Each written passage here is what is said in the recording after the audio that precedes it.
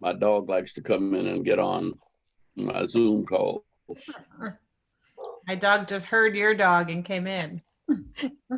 And my two are in the back barking.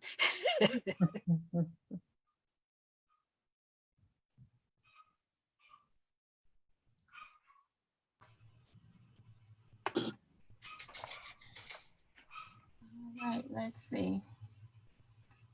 Are we live? Yes, we're live. This is live on Facebook. Yeah, Michelle is trying to get in. Yes. Yes. All right. Well, we're live. We can give her a few minutes and we can begin.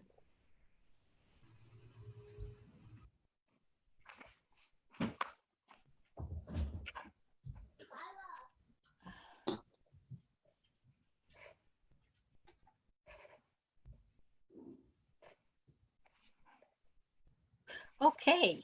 Good evening, everyone. I'm Shawana Tucker Sims, Eastern Area Director of the Links Incorporated, and I'd like to welcome all who have joined us this evening for our panel discussion of the movie John Lewis, Good Trouble. Congratulations, Dawn, on making an outstanding film. We are proud to have supported you and the weekend's premiere of the movie chronicling the life of the civil rights giant, the Honorable John Lewis. While the Congressman is unable to join this discussion, he is aware of our promotion of the movie and this discussion, and I ask that you all keep him in your prayers. The Eastern area of the Links has supported the arts for decades, including patronage and promotion of Black filmmakers, artists, authors, and all those in the diaspora. During this time of pandemic, we have focused our programming on celebrating the arts 6 feet apart. This is what we were able to do by purchasing and downloading this movie. Before we begin, I must take a moment to acknowledge those who collaborated with us to make history this weekend by purchasing the movie and sharing with their constituents.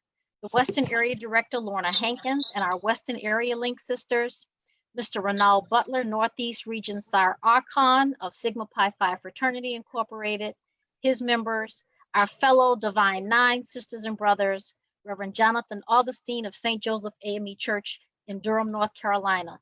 Thank you all. On behalf of the Eastern area, I wish to thank in advance our dynamic panel this evening. Dawn Porter, director, producer of John Lewis Good Trouble, activist and ambassador Andrew Young, civil rights icon, and a special thanks to our own Emmy award-winning journalist, Michelle Miller of CBS This Morning Saturday, who will moderate this evening's discussion. I know you are on location for a story, Michelle, so I especially thank you for making time to be here with us. Good evening. Can you hear me? Yep. Does everyone hear me? I'm so glad to be here. Through the nick of time, let me tell you, I am just so thrilled. Eastern Area Director Shawana Tucker Sims. I hate that I have to say that, Link, Shawana. Eastern Area Director Shawana Tucker Sims, but it is our protocol. So thank you. Thanks for dreaming this up. Thanks to Sonny Prats for executing. It is really, it's an exciting time to be who we are, doing the work that we do. And it's exciting, although I would love to see everyone in person, it's exciting to virtually bring you John Lewis Good Trouble.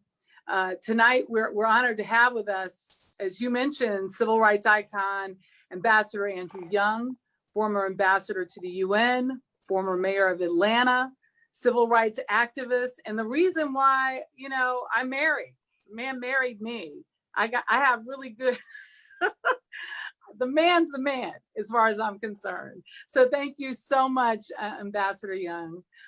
Thank you for being here, and thank you for being with us. Dawn Porter, who is an award-winning filmmaker, attorney, and founder of Trilogy Films. who specializes in feature-length documentaries. We should note that, she was first an executive producer on such nature films as Antarctica, and then big topic films like Darwin.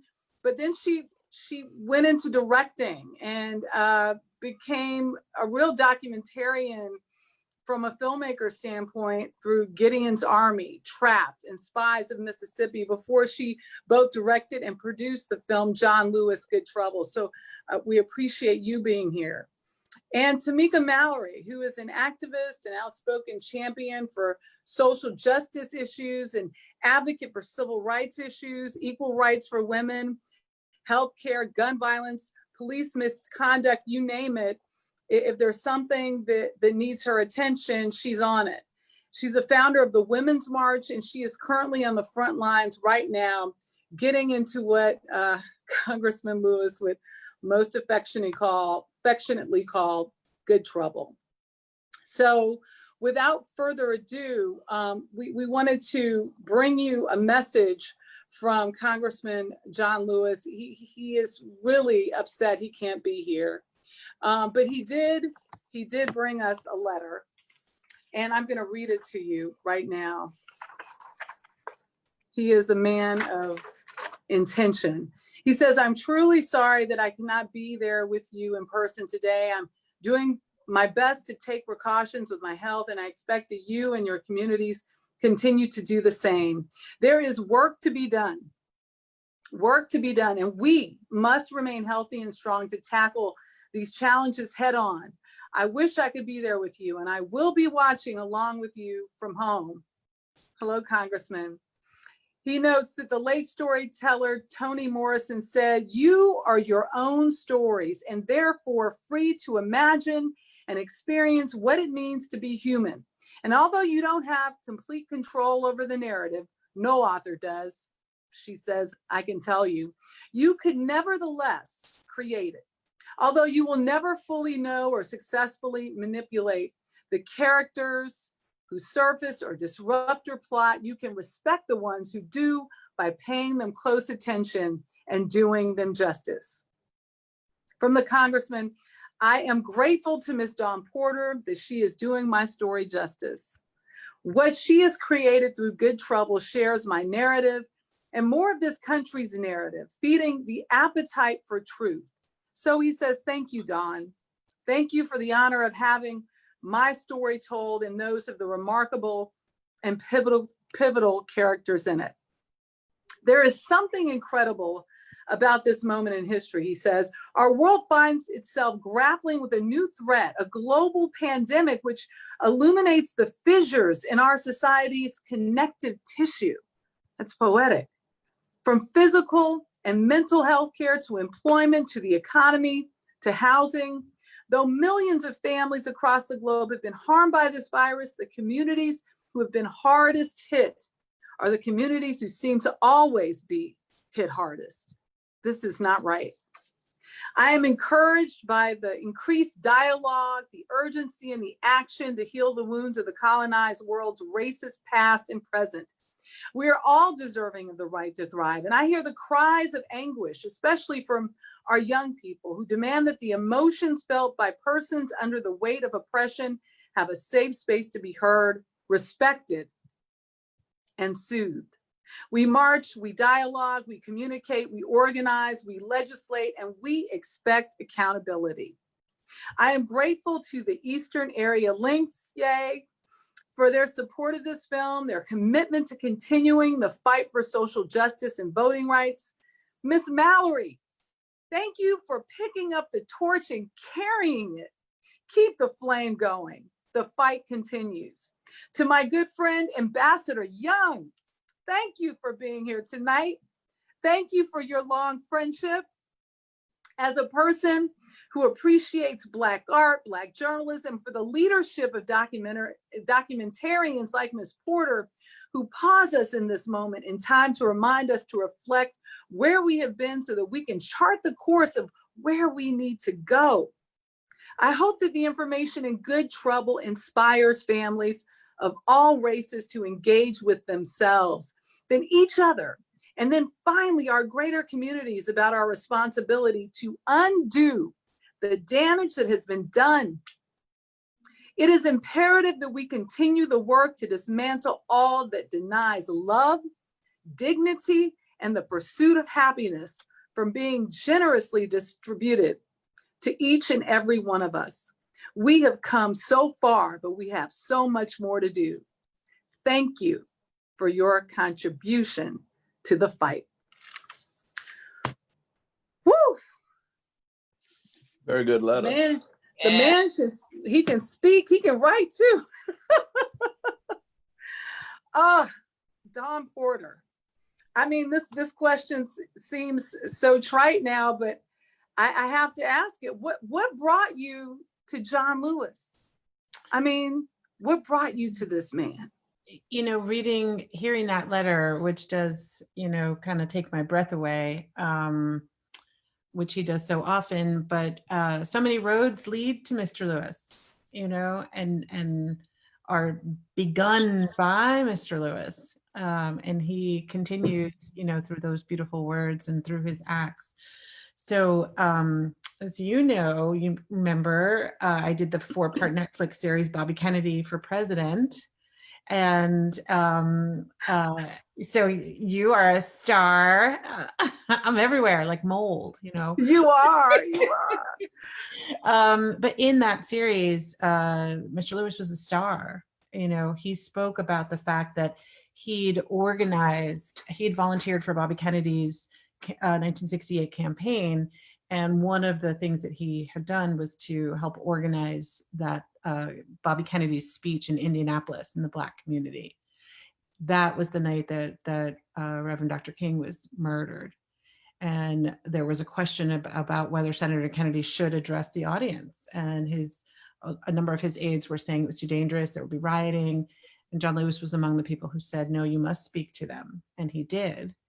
And, you know, Indianapolis was one of the cities that did not burn that night. So hearing that story, I realized there were so many others that we all needed to, that I was interested in exploring. So CNN, you know, came and really wanted to do this film. So we kind of set off, and then one of our other producing partners is Erica Alexander, actress. Yes. Yeah, best known and as Living Single, right? Living Single, yes, she's Max. And by the way, she still answers to Max. Like if you we like walk down the street and people say Max, and she will answer to her. It's her alter ego. So she joined our team along with producer Laura Michael Chizen. So we have a great force of female energy that brought this, with our editor Jessica Congdon, that brought this to be. And then, you know, I think Mr. Lewis is ready to tell his story. I think he was ready. So timing's everything, isn't it though, Dawn? And you mentioned the Ambassador Hotel is you know, it's such a familiar point of reference for me, but that's where he decided to go into politics. Am I right about that? That's exactly right. So as for those of you who don't know, Michelle's father was the physician in the Ambassador Hotel, but Congressman Lewis was there the night that Bobby Kennedy was murdered. And as he flew home, he reflected on Dr. King being killed and Bobby Kennedy being killed. And I think it was a real low point in his life. But he, you know, when he came out of that, he thought, well, maybe I can eventually, my next, you know, kind of service, American service, coming out of activism, maybe my next service will be in political office. So. You know, I wanted to go back to the beginning. And Ambassador Young, you've been at the beginning of so many lives. The stories you tell about my father, oh Lord, we can't share those right now. But you know, in the film, Congressman Lewis describes how he applied to the local college, and he didn't even receive a reply to his application. And so then that led him to write Dr. King. And Dr. King responded and then sent him a bus ticket and told him to come. I mean, what was it about this young man that through a letter he was inspired to ask him to come on board the movement? Well, that was two of them. One, Martin was just 26 then, and John was a little boy. And to get a letter from a young man in his early teens would impress most preachers, most anybody. And there were not that many people excited about the movement then. It was still, well, Dr. King, remember, went to Montgomery because he didn't want to be involved in politics. He did not want to stay in Atlanta where his daddy wanted him to stay. He went to Montgomery because it was a nice, sleepy town, and he wanted to finish his PhD dissertation that he was working on for Boston University. And he wanted to just establish himself as a good local church preacher. And he picked Montgomery because he thought that was a nice, quiet place where he wouldn't get involved. He could concentrate on being a pastor. Well, being a pastor means reaching out to young people like that. And so you're quite flattered if some young man, I mean, preachers weren't all that popular back in the 50s. No? Preachers had a pretty bad reputation in many ways. And yet John was from one of those small towns, Troy, Alabama. And he talks about wanting to be a preacher and preaching to the chickens Right. when he was a little boy. But something caught Martin's eye, and they developed a really close relationship that, well, they just hooked up. And that continued. The first time I met John was, well, I didn't really meet him. I was at Fisk. And it happened to be the fraternity and sorority week of initiations, and all of the people would, on their lines, and the campus was all abuzz. And then I saw this little group of 10 people walking across the campus going in the opposite direction. I said, "Who is that?" And they said, "That's John Lewis's team."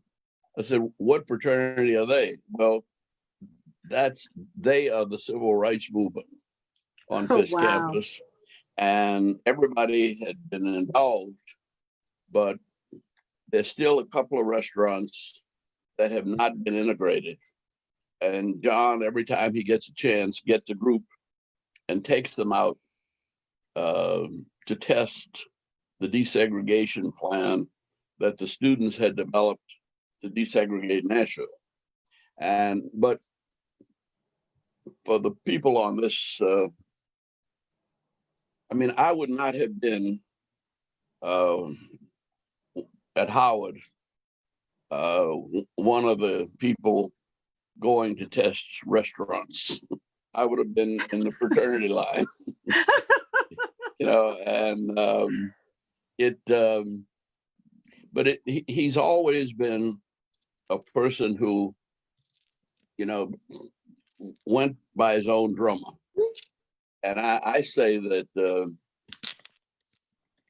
that if I were writing an article about John, I would call it The Power of Humility. Because he has a certain power that is different from the power of just about any other civil rights leader you know. He doesn't talk a lot. He's very humble and quiet.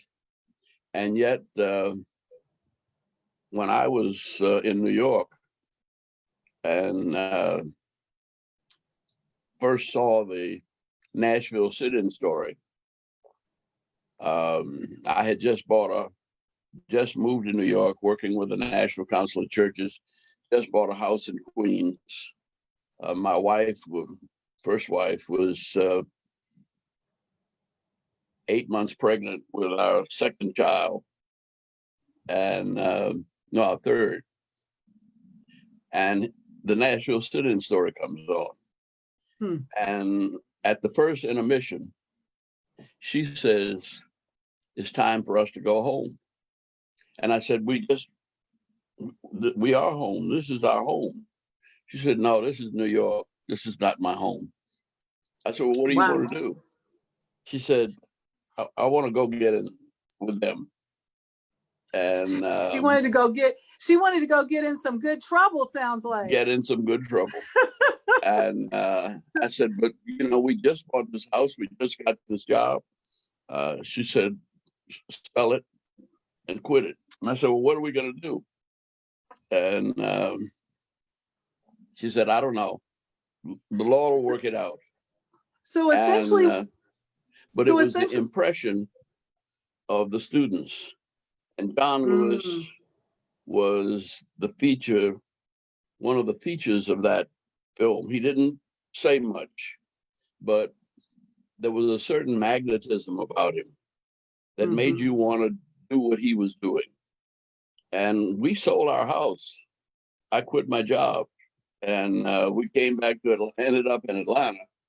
And that's sort of what got me involved. So I've always looked to John as one of my inspirations, though he's about 8 years younger than me. He was ahead of me. I was in the North, and he was still starting on the firing line in 1961. So essentially what you're saying, Ambassador Young, is, of course, we know that your wife made you the man that you are, helped to make the man that you are, but John Lewis, really, he inspired you to come back. And well, he inspired her. That's all it takes. I know Yep. she was a link, right? Yep. Of course she was. She brought her man back home. I talk about leadership. Leadership always inspires. And I think that's what the essence of what you're describing. And some of us come to it late, but some of us are great followers first and then learn the craft. And it is a craft, a skill. It is a calling. And Tamika, I just have to say, I don't know if you were on at the time I said this, but John Lewis called you out and thanked you for picking up the torch and carrying it and said, keep the flame going, the fight continues. That's got to feel some kind of good to hear from a man like him.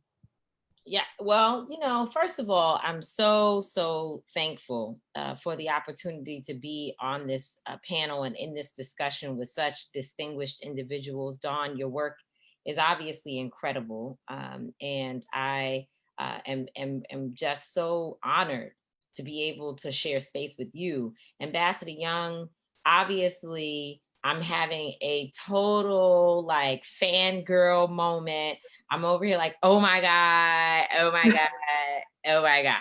This is Ambassador Young that I'm on a part of this discussion with, and to Link Sims and obviously Link Michelle and Link Hassani, who helped to bring me here. I have to just make sure to thank all the OGs that put it down for us every day and bring us all together.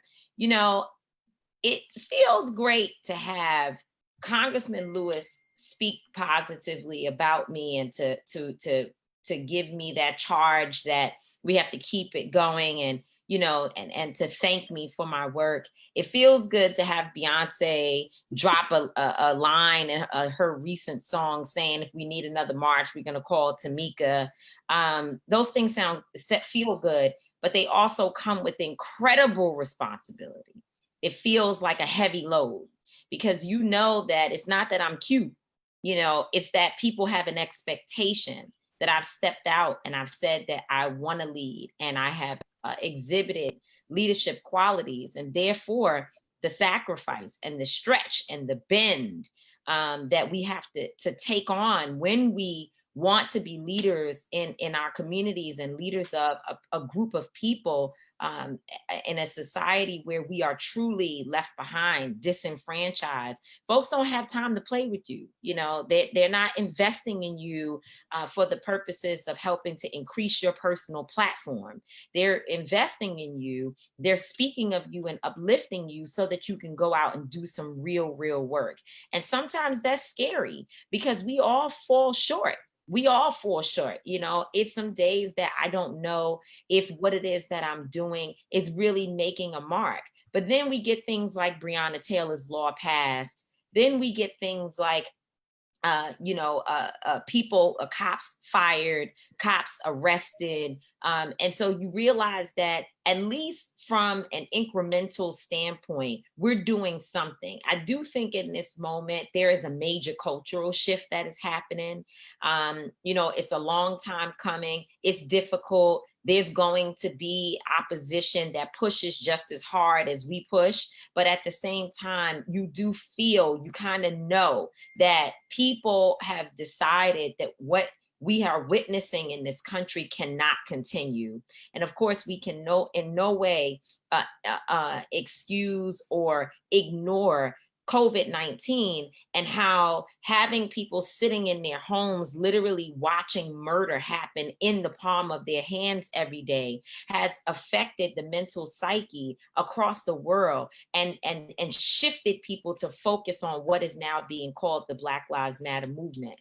And I find myself at the center of it. I find myself looking at someone like Congressman John Lewis and understanding that there is no woe is me. I don't get to feel sorry for myself because I stepped out here, and so many of us have. And Congressman Lewis doesn't stop. He doesn't stop. You know, this letter is incredible. Just to, like you said, he's a great writer, Michelle, a great writer. But he's been supporting our work since we walked 250 miles from New York City to Washington, D.C., where he was the only congressional member who met us when we got to D.C. and was a part of our event that we had there. And so I am— The Women's March you're talking about, correct? Before the Women's March. Now, by the time we got to the Women's March, I can't give you the list of all those, including Congresswoman Maxine Waters and Yvette Clarke and so many that showed up to support us. It was obviously an incredible gathering of women and families from across the world, 5 million people. But I'm talking about when we were a little grassroots organization that most people didn't really know. We were a group of crazy people, 100 of us, on a road with 3 pieces of federal legislation, walking from New York City to Washington, D.C. And Congressman John Lewis was there for us when we finally made it into D.C. and held our culmination event. And so I try to be that because he has been accessible. He has been accessible, and I hope that this film gives people the opportunity to see. I know that it is there. If you watch and you pay attention, you will see how, as Ambassador Young has described, that he wasn't a man of so many words and so much grandiose, what do you call it? Grandeur, behavior, and grandiose. I think it is. I said grandiose, but then you're smarter than me, so I took your word. I was right.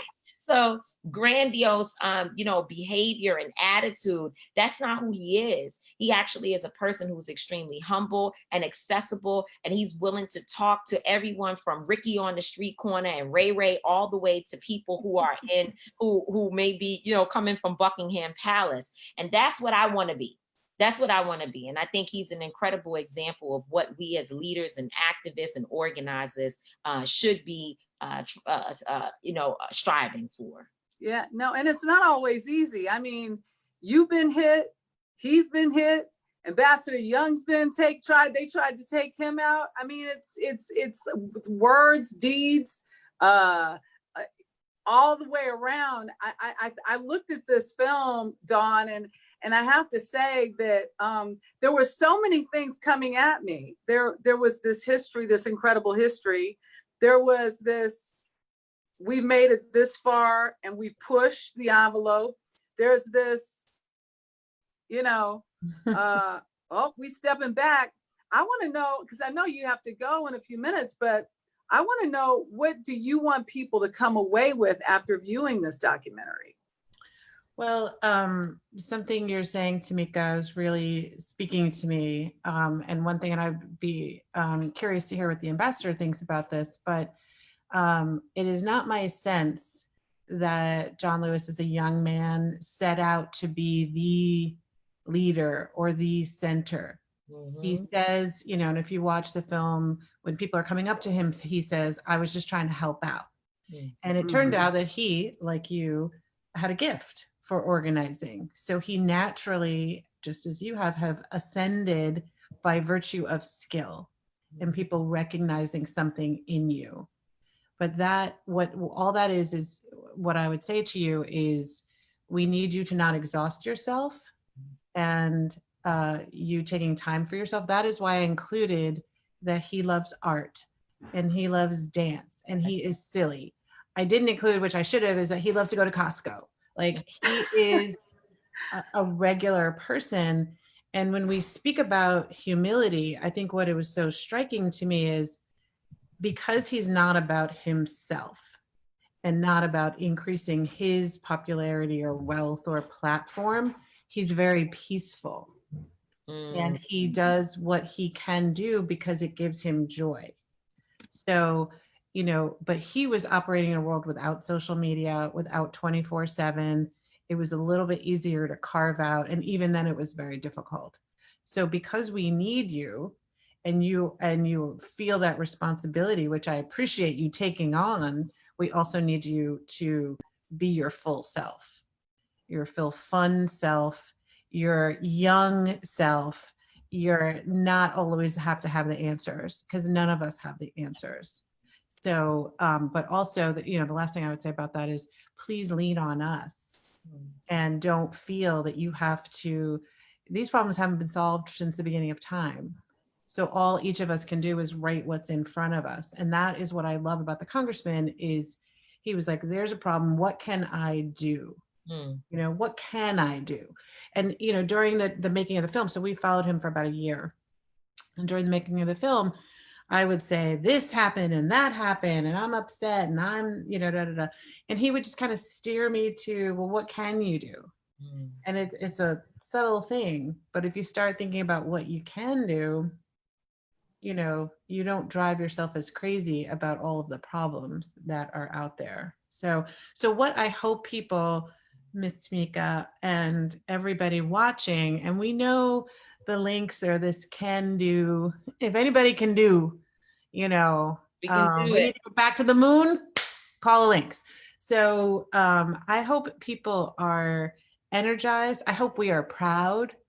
We see the pride. You know, one of the other things I really wanted to show was the strategy that those young people, you know, they were known for being brave. There's also strategic political genius in desegregating 100 years of segregation in Nashville at 19. That is awesome. That is political genius.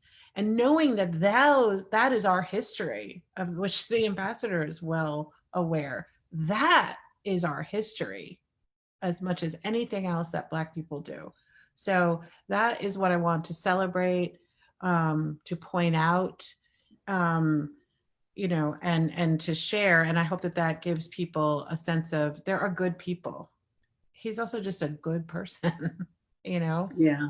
And that is important. I think we've lost sight of how important it is.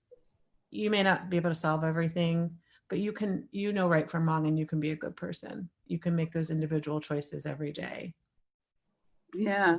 Are you having fun, Ambassador Young? We just want to make sure, answer Don's question now. You having a good time out there, right? Well, I am. I'm enjoying watching you beautiful, intelligent, brilliant, wonderful young ladies, and I know that the future is in very, very good hands. And Well, you know, I was thinking back, though, that John, there were really a lot of students. There were probably 300 students that gathered in Raleigh for the organization of the Student Nonviolent Coordinating Committee. And Marion Barry, who later became the mayor of Washington, Bob Moses, James Bevel, Ann Nash she was sort of like the Joan of Arc of that period. And they were all, there was so much talent there. Talent that started young and continued right on through all of their lives. And for most of us, I started late. I was 30 by the time I got back.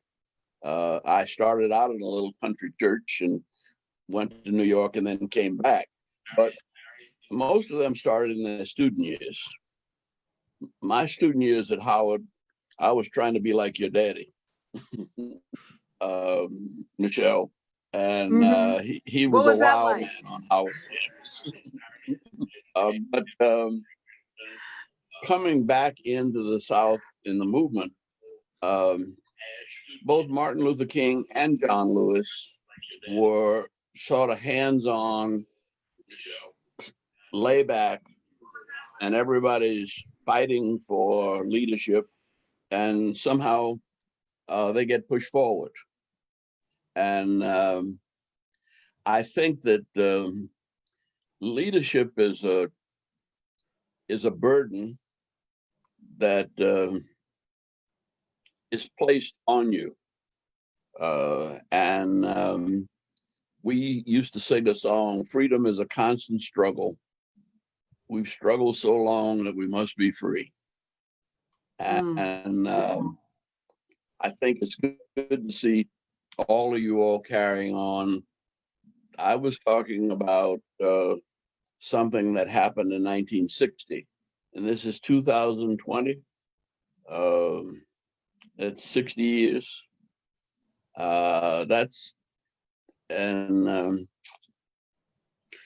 Well, we still have a struggle, but I can remember in New Orleans, where I grew up, my 6th grade teacher taking me to a federal courthouse in 1941 to see Thurgood Marshall arguing a case for equalization of teachers' salaries for the NAACP. And I didn't know what was going on, but I'm saying that this struggle is a lifetime, and we've got to keep it going as long as we can. And you don't have to do it all at once. Yeah. But it feels it's like like a relay. You pass the baton to somebody else for a while, and then somebody else picks it up, and another issue. And but it is a constant struggle. But it does feel as though, a lot of people you talk to, it feels as though we're worried that this time won't be the last time. Dawn, the timing of this film couldn't have been written more perfectly, it seems, as we go through watching all of these protests take place. I'm throwing it out to all of you. What similarities to those marches? I know this is your last question, Dawn, and you have to go because you have a hard out at 7:40, so you pick it up. But in sort of looking at the history and looking at right now, what are your thoughts on the similarities, the differences, the strategies? I'm in Richmond. They took down a whole line of statues in one night. Yeah. They made it happen. I think all people rightfully have been discouraged, particularly these last several years. And I hear, with some regularity, people say nothing has changed. And that's just not the case, right? So after we did watch the horrific murder of George Floyd, in real time, we not only have protests in all 50 states, we have protests around the world, right? So that is a big difference. I think that, in the 1960s, we had a much more localized effort. We didn't have And I do think it's not just that the protests of today are different from 1950 or 1960, it's that they're different from 2019, 2018. I think that it's not cool to be racist. It's embarrassing if you are not opening yourself up to conversations about how you can do better. So I am actually optimistic that I'm also optimistic because we have so many of us who are like, we're not letting this go, so I do feel a difference. I do feel a difference in what we're seeing. So, and I am so sorry to have to go. I could listen to you all night, but I'm so deeply grateful and honored, and I just love my links. So thank you for Sani for organizing this. And please keep getting into Good Trouble. Please support the movie. We need to show people that we are here and that we buy tickets. So I'm always making that argument, but I appreciate you. Thank you, Dawn. I'm gonna be calling you. Call me. All righty. Okay. I'm curious, Tamika. I have to ask, how much is social media? How much has COVID-19 changed this game in this moment? Yeah, I mean, I think, Michelle, that it is, it's done some weirdly positive things. And of course, some really horrific things to people. I'm not sure that folks naturally are supposed to be locked in their homes. Even though I know folks say, well, we could go outside. It's very different. People need socialization. People need to be around other people. Folks don't need to be locked in their homes with people they don't like anyway. They're some of the people that they were being asked to stay around, they never wanted to hang out with in the first place, but they had no choice. And we know domestic violence was up. We know that mental trauma in general was up. And so those things have been incredibly difficult. You have 40 million Americans unemployed. You have young people who didn't get to go to graduations and do things that they had been excited about for their entire school year or their entire lives, actually, getting ready for these milestones. And so in a way, those things have been really, really hard. And I'm not sure that, that trauma is going to be healed as quickly as we need it to for folks to return back to some normalcy. At the same time, though, I think whenever we have an arrested moment, which is when our minds are still, when we're steady, when we have nowhere to really go and no way to be distracted, we get an opportunity to decide what's important, what really matters. And in this moment, I believe that people have decided that murdering Black folks in every city across America, this is not just and people are saying from across the world, hey, we're experiencing racism and violence against Black people in our country, in our areas. But in every city across America, it's been happening, and it's happening, as I said, in the palm of your hand. And I think in this particular moment, what the collective, which means not everyone, but a lot of concerned citizens have begun to realize is that we have a responsibility and a role to play. So even if you are someone who's like, I'm not that deeply in it, that ain't my thing, I'm not really in the movement in that way. At the same time, as you said, just like Congressman Lewis, what can I do? Mm-hmm. A little bit can I do? Can I go ahead? No, I was going to say. No, I was just saying the social media angle in terms of organizing, because I know, because all of that was like, it so resonates, but I think a lot of people want to know how the game changed through social media in the organizational structure. And certainly we'll talk to Ambassador Young about, what he did back in the day.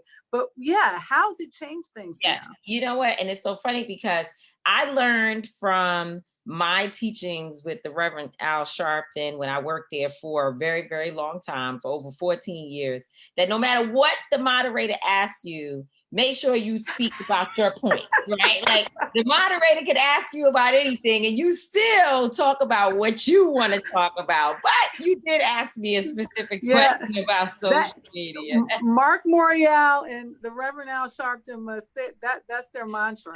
That's it. And I just exhibited my teachings. But you know, I think social media is a gift and a curse. I'm old, right, in this, because these young folks that are out here, they're in their 20s and they believe that social media is gold. But for me at 40 years old, it's a little dangerous because I feel like, yes, we are able, with the Women's March, one lady posted that she wanted to go to Washington to protest Donald Trump's election. She posted that to 40 people. And it ended up being 5 million people worldwide. So come on. I mean, the power of social media and where we are and the fact that people are getting motivated, plus action items, right, accessible. What can I do? I'm angry about it. Who can I call? What's the phone number? How do I get engaged? Those things are important. But what I fear is that it is taking the place of real, true brick and mortar organizing on the ground, door knocking, and talking to Ray and Keisha in the community and making sure that we are bringing them along. So all I usually say to young folks when I am when I'm doing sessions with them and they're talking about how great social media is, absolutely it's great. Absolutely, it's been game changing. We can get more information out quicker. We can organize people in a way that has never been done before. But I would just caution us against taking so much time on our cell phones that we forget about the human touch and how important it is to be present in our communities and make sure that the people you claim to lead have access to you. And so I think that's my, and you know, my young folks are like, oh God, here she goes with that again. But we've got to keep some boots on the ground. And I think social media sometimes kind of takes away from that. Ambassador Young, there was no Twitter, Instagram, or any other kind of social media.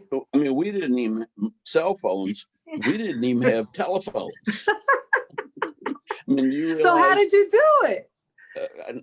Knocking on doors, right, going to churches, and going into bars and restaurants and wherever anybody's hanging out. We'd organize on a playground and just go out, and a bunch of guys playing basketball, and we'd ask, well, can we take the winner? And anything to break the ice, to get people to talk to you about. But see, in Birmingham, it took 3 months to organize a march to get 55 people to go with Martin Luther King to jail. And you all got 50,000 in 15 minutes on social media. And you went not only from town to town, but I could see this movement all the way around the world in New Zealand. This is the first time, I think, that the movement has gone global. Along with the pandemic, that it lets you know that this is a worldwide issue and that somehow we have the capacity to do something with it that we've never had before. And I'm glad you see all that. I think she sees it, but Tamika, did you hear what he said? Social media, it sounds like he said social media is a gold mine. It is a gold mine. It is. I mean, I have almost 1 million followers on Instagram. So Wow. I agree with you, Ambassador Young. It is a gold mine. I just also feel like sometimes with the use of social media that people are losing a human touch. And perhaps some of it has to do with the fact that I have a 21-year-old son who sometimes he and I don't even get to have real conversations because we're both in the comment section, you know, posting things. And And he actually called my attention to it the other day, like, Mom, I'm actually trying to talk to you and you're not listening. And I'm like, wow, I've spent all my time on my cell phone. And so I just, I just want us to, I'm trying to be the person that younger people respect, that keeps us kind of focused, that we've got to have balance, because sometimes we shift too far to one side. Well, you're somebody that us old folk really look at with pride. Well, and we know that the future is in very good hands. Thank you. And so you just keep passing it on.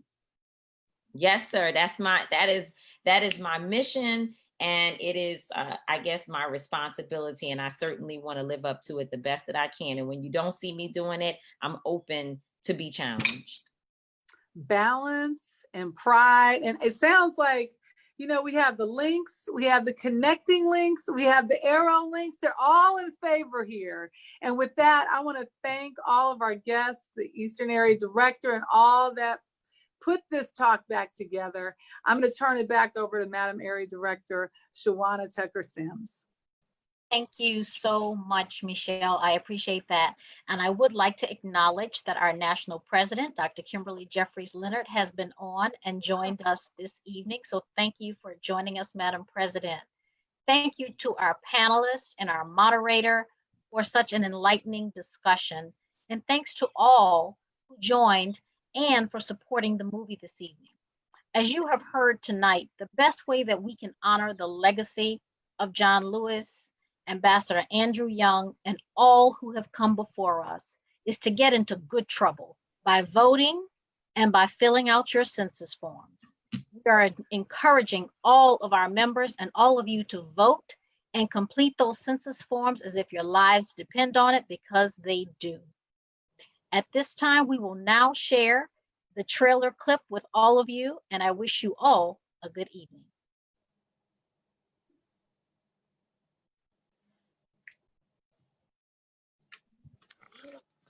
Okay.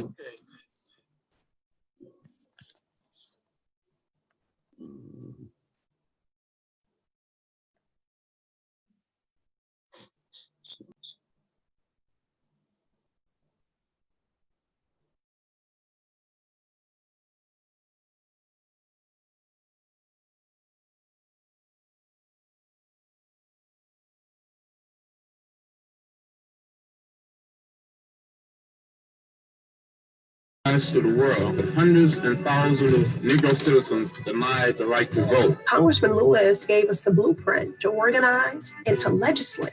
The reason why he's effective as a leader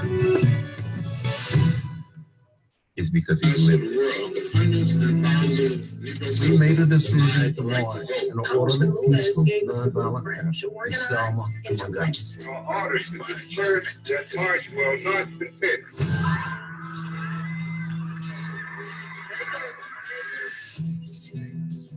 I was hit in the head. My knees went from under me. I thought I was going to down the bridge. If John Lewis, as a 19, 20-year-old, wasn't doing what he did, I would not be here.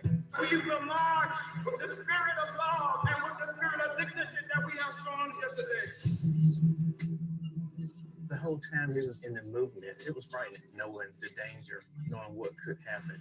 You cannot replace John Lewis. He's the most courageous person I ever met. Too many people struggled and died to make it possible for every American to exercise their right to vote. He challenges the conscience of the Congress. Bring common sense gun control legislation to the House floor. 40 years later, John Lewis continues to inspire us. Are you with me? Let me hear you. 3 civil rights workers that were murdered for trying to help people get registered to vote are looking down on us. This is a time for action. That's what I learned from John Lewis. There are forces in America today want to take us back, but we're not going back. We're going forward.